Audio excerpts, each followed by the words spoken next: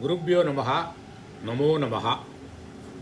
Welcome to session 10 of Sanskrit language and grammar. Very happy to be in touch with you.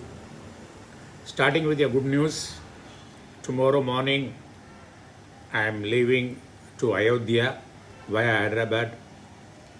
And tomorrow I will, hopefully if everything goes well, I will go to the temple and stay there tomorrow. Okay, and day after tomorrow, I leave for Prayagraj for a holy dip in the Triveni Sangam. Then that day I will stay there. The next day, that is 21st, I will go to Kashi. In Kashi, I am planning to be there for 3 days and back by next Sunday, the coming Sunday rather, late night, So I will not be doing any posting in the next a week or so. So with the good news, we will start today. The session 10, we will discuss about knowledge systems. The knowledge systems, they form the root of our culture.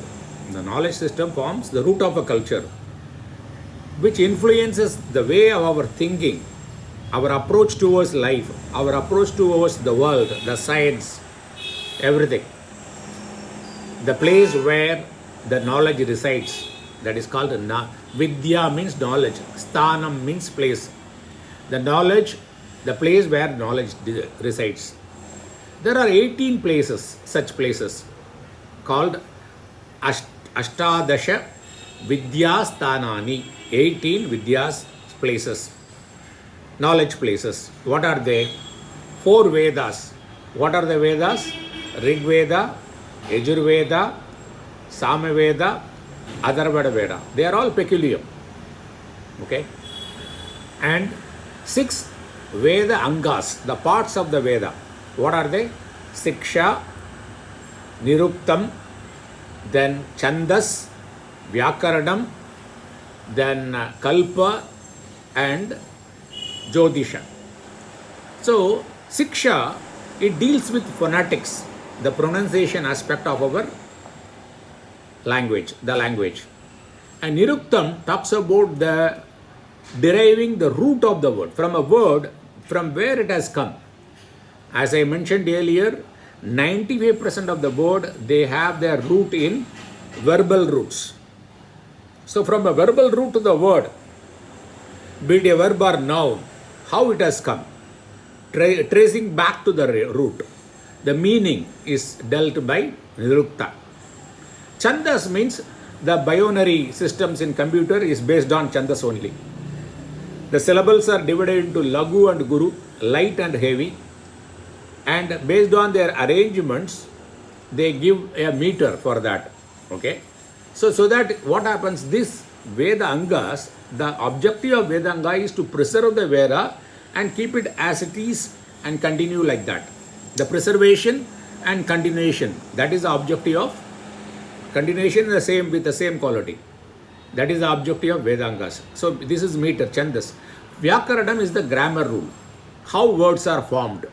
How a verbal root or nominal base is connected to a pratyaya. Which pratyaya has to be connected to which verbal root or a nominal root, nominal base. And what are the changes possible. Everything is described in the Vyakarana, grammar. The 5th one is Kalpa. Kalpa describes about the procedures involved. And Jyotisha means the astronomy aspect of it, the good time for doing a good deed. So 4 Vedas, 6 Vedangas, then 4 Upangas. Upangas is sub-anga. What are they? Mimamsa. What is Mimamsa? Mimamsa is the science and art of interpretation. Interpretation of the word according to the context. Then Nyaya, the logical and reasoning system. The 3rd one is Dharma Shastra, the code of conduct. How we expect others to behave with us, how we expect others to have values when they deal with us, the same way we are supposed to behave or have the values. Okay?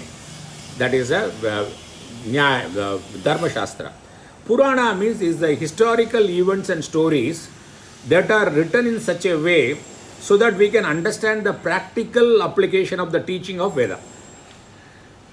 the Vedas teaching, it makes it very simple for a layman to understand through a drama, stories, everything. Itigasas and Puranas, they do the job.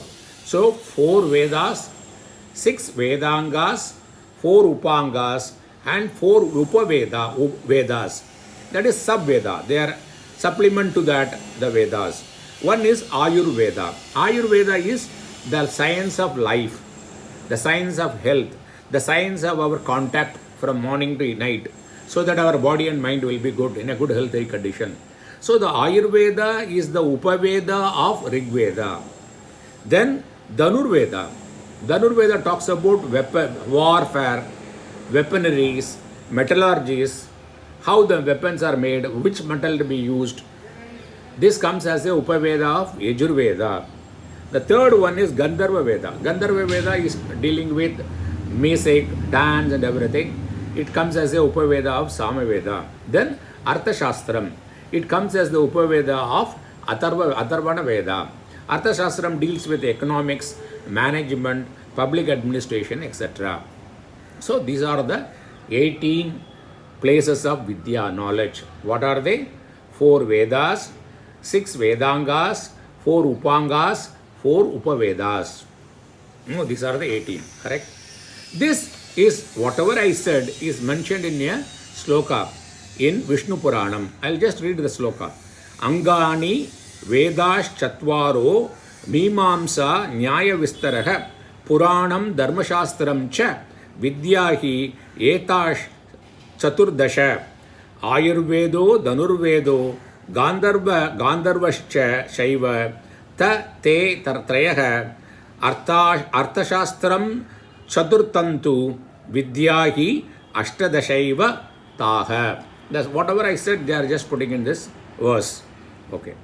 On 7th November 2003, UNESCO means United Nations Educational, Scientific and Cultural Organization. They came out with a report giving the contributions, the key contribution of Sanskrit language. They say that how the Sanskrit language is very useful for preserving the cultural heritage. Okay, and the influence on various aspects of human civilization. The Sanskrit language, their influence on human civilization. So they have listed many. I am going to show 3 of them. So this organization highlights several key areas where Sanskrit has made significant contribution. 3 of them I want to narrate. Preservation of ancient knowledge. Our knowledge system is preserved because of the way the language is structured. Then intangible cultural heritage. That is the benefit of the language, Sanskrit language. Linguistic and literary contributions. That is because of Sanskrit language. UNESCO has made it. You can Google search and find out. See, now we have to understand that how one learns a language. Okay. So your person learns a language. First is mother tongue. It is quite natural. You don't have to go to any school to learn. Yeah, if you want a grammar part of it, the literature part of it, you may have to go to the school. But otherwise, it is very natural. Other than the mother tongue, how does one learn a language? What is the need of learning a language? First, the need is important. Suppose you are from some district or some state. You have to leave the state and go to some other state where the different languages are spoken. You are going there for a job. Then you have to deal with the people there, the newspaper wala, that milk, the vegetable wala, the bus conductor, and if you are going to buy a ticket in the train, all that needs the local language knowledge. So the need determines. Or you are going overseas, going to, like a lot of people 20 years back went to Russia, Moscow, to learn doctor for the MBBS, right? So these students go at the age of 18, 19 and they pick up the Russian language very well and they mix up with the students and enjoy their life. So the need. The second one is a person who is doing some studies on literature. As a profession, you can learn. Third is you are doing research on linguistics. You want to do a PhD, then you need it. But more than that, the most important part is the benefits of the language. The Sanskrit language benefit, learning Sanskrit language benefit, you just Google it, you will find a big list, very big list. Then, if you really want to take advantage of that, you learn the language. Nobody can force you, okay? Unless otherwise it is a need. You can learn a language out of desire, you can learn a language out of need, there you don't have a choice. But you can learn also with awareness that this many benefits I derive. The proof of the pudding is in the eating. A sheer fact that the language, Sanskrit language, has been there for at least 12,000 years and stood the test of all attack and people saying that it is a old language, useless language, everything. Still it is continuing and growing and vibrant as it was. That is the greatest proof. For that matter, any language. Right? See, countries which are Christian dominated countries, Islam dominated countries, other religious dominated countries, they started teaching Sanskrit in their colleges and the universities and schools. I can give n number of examples. UK, in Oxford University, they give BA, Bachelor of Arts in Sanskrit. And that St. James Independent School, if you want to do linguistics, Sanskrit is compulsory. Sanskrit is compulsory. Germany, University of Hamburg and University of Bonn, Sanskrit language is taught. These are all Christian-based countries. And these people believe in scientific research and then only they should be convinced about the benefits of their language, otherwise they won't teach this language in their university. In Finland, the morning every day, they start with Sanskrit prayers and they are appreciating the knowledge and the benefit of it. USA, Harvard University, Johns Hopkins University, they teach Sanskrit. Canada, the British University of British Columbia, South Africa, China, the China Beijing University, Sanskrit is a language taught. Japan, Kyoto University, Indonesia, is Muslim dominated country. Okay, that is Udayana University in Bali, they teach Sanskrit. Australia, New Zealand, in all this. In India, there are 14 universities, 18 universities, they teach Sanskrit. 14 are state sponsored, 3 are center sponsored, 1 is a deemed university. So unless otherwise this language has got something to offer and people derive the benefit, one, the language would not have stood the test of time. And those many people, you can't say that, one person or a group of people learning it or not learning it, you can say it's a very small sample size. The whole world, across the religion. See, the language doesn't belong to any religion or community. Unfortunately, Sanskrit has been misunderstood or deliberately made to understand for some vested interest, by some vested interest, that it belongs to some community, some class. The same way it was done for yoga.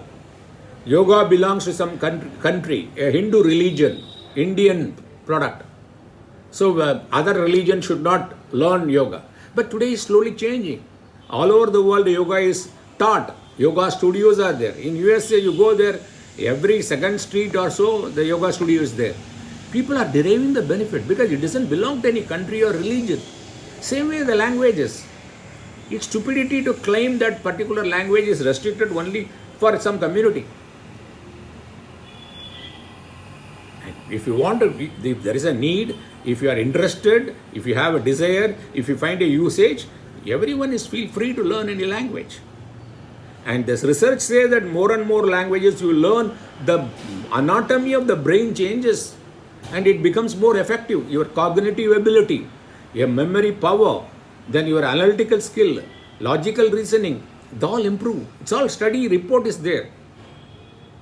A lady in Dubai who has got a brain lab, she has done all this research and she has come out with a report and it is there on internet.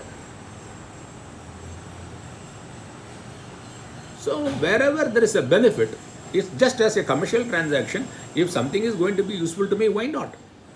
If one person gains this benefit, his whole family is benefited, then the whole society is benefited, the whole country is benefited, and the whole world is benefited. Because the language influences a culture. The Sanskrit believes that loka samasta sukhino bhavantu. Let everybody be happy. The ecology which we are talking about today, carbon emission, everything has been described in very clearly in our Sanskrit literatures. Appreciating people as they are and giving the knowledge. Knowledge is strength, knowledge is power. And when you share it, it becomes better. So people need to understand this. See, these universities, they are not fools. They are all scientific bent. They have scientific bent. Then they studied and they come out of the report saying that the benefit of learning or teaching Sanskrits are as follows. Many. I am going to give some 6, 7 of them. They say that the linguistic and philological benefits they derive by learning this language. Philosophy and thoughts improve. Artificial intelligence and computational applications, this is the best language, they say. Historical, see that modern requirement also, the old language, the very ancient language is taking care of that. Is it not the beauty of this language? Historical and cultural studies, for that Sanskrit is very useful. Medical and scientific, okay. Then religious, theological studies, useful. Literary and aesthetic applications, appreciation, yes. Economics, yes. Medicine, yes. Biology, yes. Everywhere this science. Astronomy, astrology, yes, yes, yes. They are deriving the benefit. So this language, if you don't appreciate it, it will go like water, it will flow to the place where it is appreciated, where it is encouraged. That's what happening. In the Western countries and other countries, other Islamic countries, they are started appreciating this language and encouraging the young generation to learn this. But unfortunately, it is our country has given birth to this language, though it doesn't belong to any religion, but we are taking it easy. It's same thing, no? If you have a house, nearby your house there is a temple, you always feel that I can visit the temple tomorrow. But you'll go all the way to Ayodhya, right? Ram, to see the Ram temple. That's why, it is apna hai, it's ours. Yeah, anytime I can learn. But that anytime doesn't come. I'll give one more example of wrongly identifying that this language belonged to a particular community because he started speaking there, they developed it or something like that. It is like saying that gravitational force was discovered by Newton, and Newton is an Englishman. So we don't want English people because they have exploited us. So I will not take advantage of gravity. I don't care for the gravity. And because thinking that if you jump from your terrace, you will fall down and break your leg. The gravity, whether you like it or not, it has got its application. And you can use it wisely if you know it. Same way, Thomas Alva Edison is from USA. Suppose you say that this is a Christian country, I am a Hindu, so I will not be interested in that. And I will not use lamp in my house because it is invented by a USA, a Christian dominated country. Stupidity, right? The same applicable to Sanskrit also. Then Albert Einstein is a German guy. That is the theory of relativity, quantum physics, unified field theory, all this thing, the Brownian motion, all this is discovered by this person. No, I don't like German people.